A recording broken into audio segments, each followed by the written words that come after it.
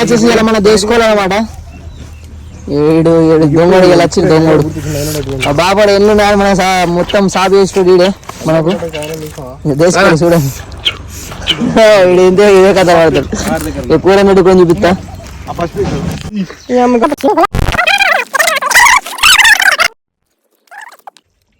వచ్చేసి ఉడుకుతుంది. Very good. మన కళ్ళు ఎప్పుడు ప్రిఫరెన్స్ కళ్ళే బాగా అన్నమాట.